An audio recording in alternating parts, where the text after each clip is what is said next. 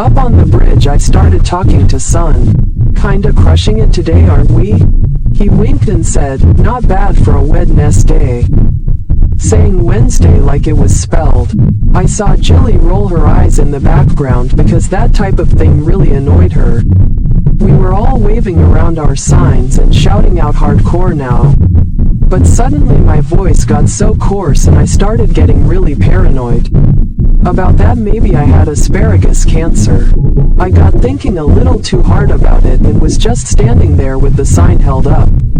Not really being a good protester for a second. That did make me feel pretty guilty because all the crew, like Shortcake especially and Tiny, were so good at protesting, and I know for a fact how much this meant to them. I was wondering for a minute if I should have not gone out that day. There I was all in my head, and then Shortcake had a bowl out and one just went and hit it, and so did the rest of them. That's when Tiny's sign started blowing around like crazy. It was a huge sign that had a big no right turn style street sign graphic, but instead of a right turn symbol in back of the red circle with the slash, it had a picture of a nuke. She did a same kind of sign before too, but with a penis in the background for another protest we did. It was her style and it pissed off the people looking at the sign so bad. But her sign went up in the air like crazy and it flew off the bridge and went down, and it went on a car windshield. The traffic was like flying by too, so I didn't get how it could have happened so perfect. The car slamming on its brakes way too fast made it so the person behind it in a big SUV hit it in the back. We were laughing so hard but also freaking out a little bit. So that was about when we all ran up the road back to the cars. We drove down and got in the car and sped back to Tiny's house. I swear that cop saw us speeding again. The one that was gonna gas Pine. I called Pine and asked her if she was triggered by passing that cop again, and she said she didn't know what I was talking about and hung up.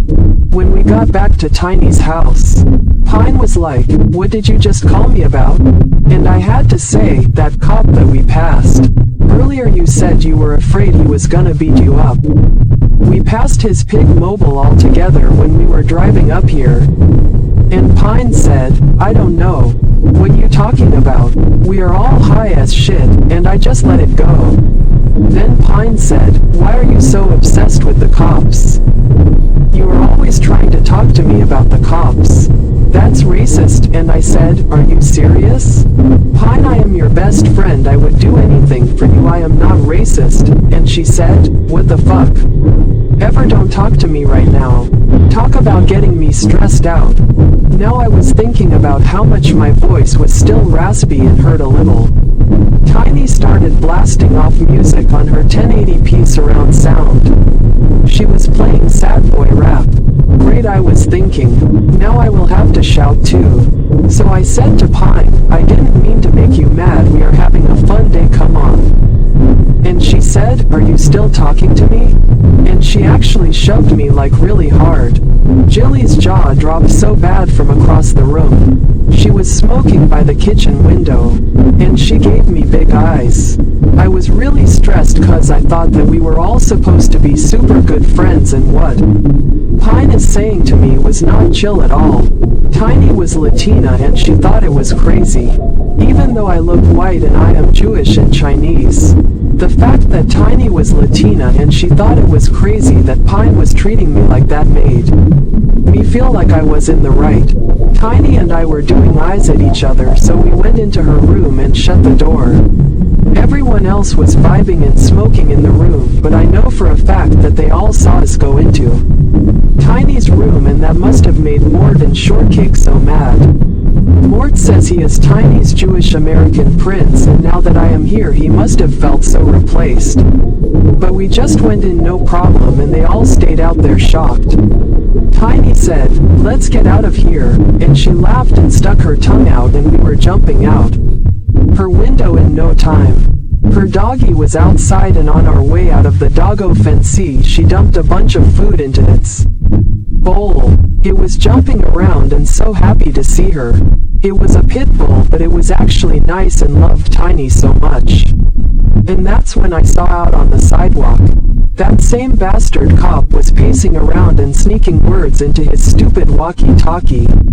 I pretty much started freaking out now because I knew Pine's life was in danger and it was so crazy for cops to be around her. Then suddenly she was coming out of the house and talking to him. "Is there a problem, officer?" The officer said, "Were you all just protesting down at the bridge?" Then I looked in the back of the car and he had that huge sign that Tiny made. Also, I looked in the bathroom window that you could see from the doggy area. And Mort was in there either taking a crap or jawing. Then it occurred to me that he was just getting off the phone. Did he seriously call the police on us right now because Tiny was hanging out with me one-on-one? Yeah, he did. Pine was busting up the cop who was calling for backup now. It was honestly crazy. Well, I guess he didn't call for backup. But Pine was so mad at him and yelling, "What are you gonna kill me?" Single quote. So the cop did end up calling someone else out and he had his body cam on. The cop locked eyes with Tiny and Tiny looked like she got a death sentence. Tiny walked forward like she was in a trance. Her doggy was barking so bad at her, but Tiny opened the double gate door, making sure the dog stayed in, leaving me in there with the doggo and walking up to the cop. That was my sign, officer. I let go of it and it flew off the bridge. The officer said, "Okay, thank you. I'm going to need to have you come down to the office."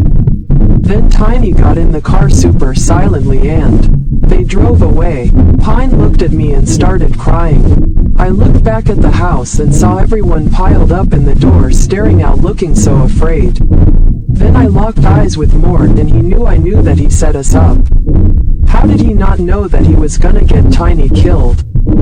His own GF? After Tiny got kidnapped by the cops we had to come up with a plan. Mort did not say shit the whole time we were planning. We spent like 4 hours researching how hard it would be to make Shortcake's Forerunner into a remote control bomb to blast into the police station. It would have not been hard at all. We could have done it in like 6 hours and like one order of stuff from Amazon, but I didn't think we could do it fast enough. I didn't say shit though, I just kept that thought to myself. Also, I pretty much already knew how to do it. I realized after watching that video. It is like super easy and I'm really good at electronics. Then we called our friend Nasser and asked him if he knew how to make bombs because he was first generation Muslim and hated the cops. But he didn't know either. We felt so stuck. Then we actually got a call from the one person who could help. "Hey everyone, this is Tiny. I am on the way home. I paid my bail. WOW, that was quick and like actually not a big deal at all." We were all keeping the bowl hot when Tiny came in the door.